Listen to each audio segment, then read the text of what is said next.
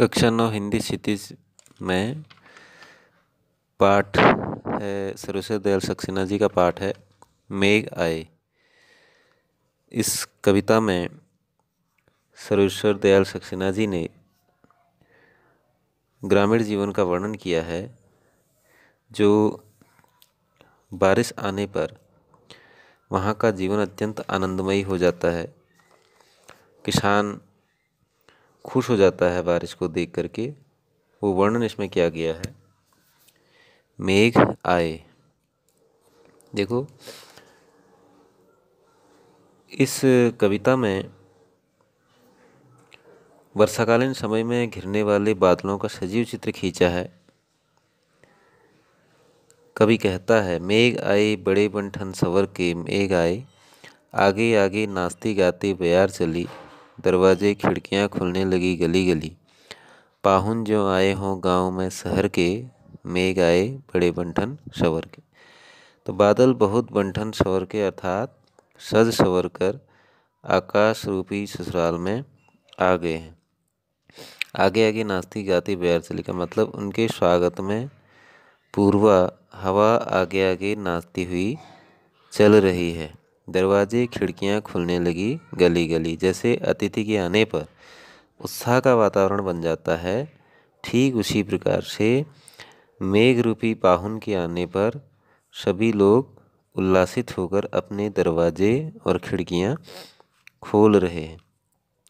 मेघ आए बड़े बंठन सवर के। कवि कहता है कि ये बादल साधारण अतिथि नहीं हैं, बल्कि प्रवासी दामाद की तरह हैं, जो बहुत दिनों बाद आए हैं। शहरी पाहुन के समान सजे धजे ये बादल बड़े ही सुंदर और सुखद प्रतीत होते हैं। तो यहाँ गांव और शहर की तुलना के माध्यम से मेघों के आगमन की विशिष्टता सूचित की गई है। अगला देखते हैं।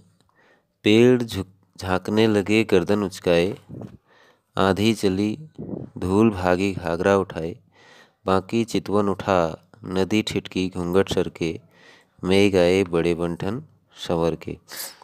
इन पंक्तियों में सर्वेश्वर दयाल सक्सेना जी ने बताया है कि बादल रूपी दामाद के आने पर प्रकृति रूपी सास और प्राकृतिक उपादान रूपी संबंधी उनका कैसे स्वागत करते हैं। तो पेड़ झुके झांकने लगे गर्दन उचकाए। पेड़ गर्दनें उचकाकर मानो बादल को झांक से रहे हो।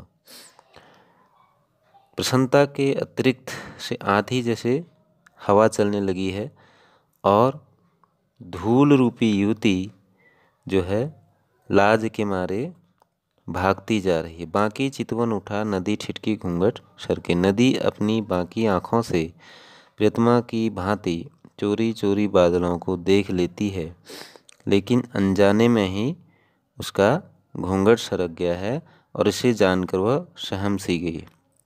मेघ आए बड़े बंठन सवर के, रुक सी गई है और इस तरह सबके मन को लुभाते चुराते बादल प्रकृति परिवेश के ऊपर छा गए हैं। कहने का आशय यह है कि समूची प्रकृति प्रसन्नता और उल्लास से परिपूर्ण है, सराबोर है।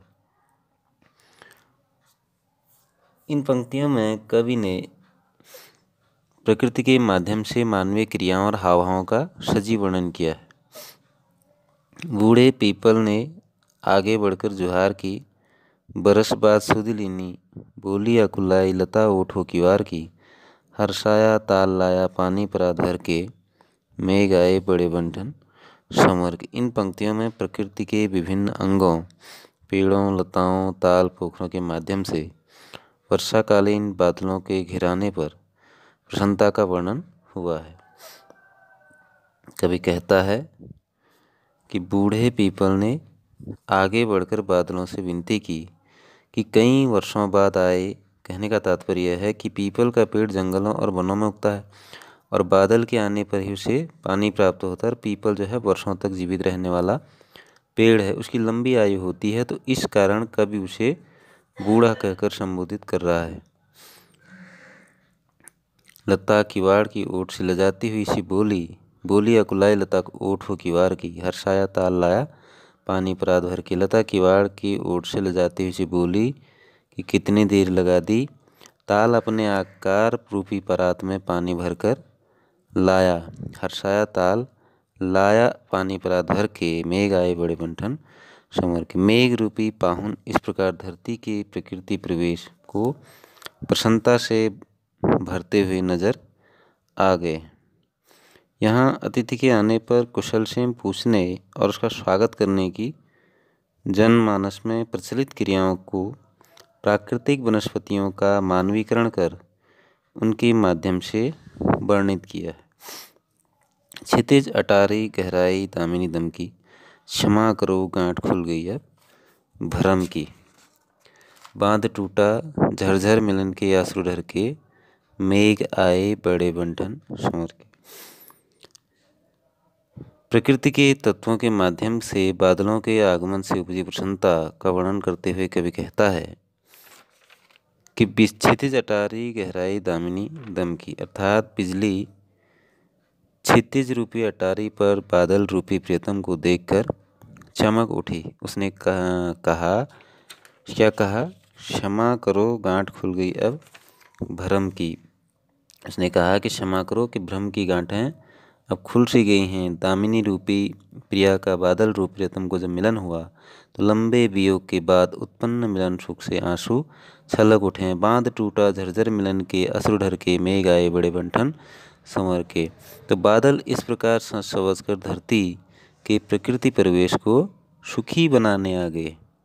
तो बिजली और बादल के प्रणयी और प्रणतमा का संबंध है, तो इसका अत्यंत मोहक और हृदय भावुक वर्णन महाकवि कालिदास की रचना मेघदूत में भी हुआ है। तो यहाँ कालिदास की परंपरा का अनुसरण करते हुए कविता में कवि ने प्रकृति के जड़ पदार्थों में मानवीय चेतना का आरोपण किया है।